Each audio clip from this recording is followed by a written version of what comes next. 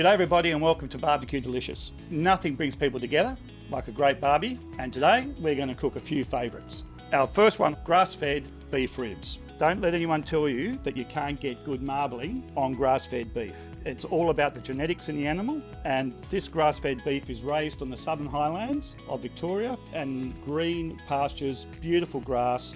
It is the healthiest and the best way to eat your beef. It is exceptional flavour. One of the things you'll notice when you've got grass-fed beef is the fat is a little more yellow, whereas grain-fed tends to be whiter.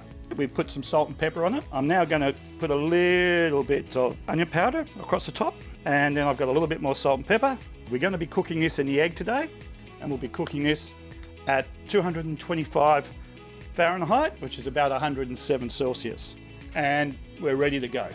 We'll take these over here. We have our egg now sitting at around 235, 240, which is perfect for our ribs. We'll open him up.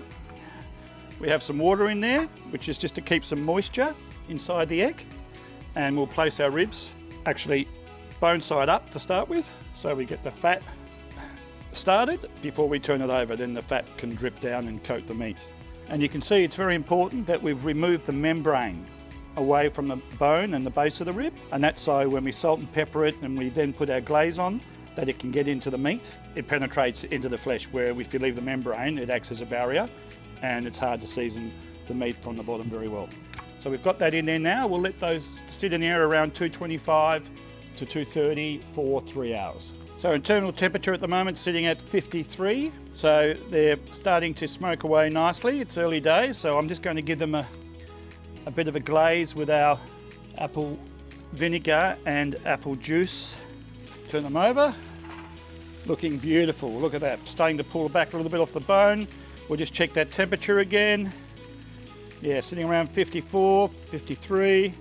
Okay, cooking away nicely. We'll just touch it up with a little bit of our glaze. And then we'll put the lid back down and let it continue on its way. We have just taken these ribs that have been on for 3 hours now in the egg, and we've wrapped them so they've been able to rest and get them back ready, because they do stall like most slow cooked meat, but beef ribs don't stall as long as say a brisket would. Just going to put them back on the grill there, and we're just going to give them a little bit of a blast just to crisp them up a little bit on the outside, and you can start to see that they're looking magnificent.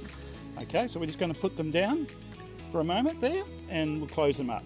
We'll get the temperature up and we'll let them go maybe half an hour max. So here we are with our beef ribs. They've pulled nicely back off the bones. They've got an internal temperature of around 95, which means that they should be juicy, perfectly cooked and ready to enjoy. So let's see what we're dealing with here. Let's have a look. Nice smoke line, so you can see the beautiful smoke line in that. You can see the fat and the tenderness of that looking beautifully cooked there. We've created a nice little brioche bun, homemade coleslaw, and our beef ribs inside. Let's have a taste. Tender, taste of smoke, nice with the coleslaw, that apple vinegar and apple juice glaze.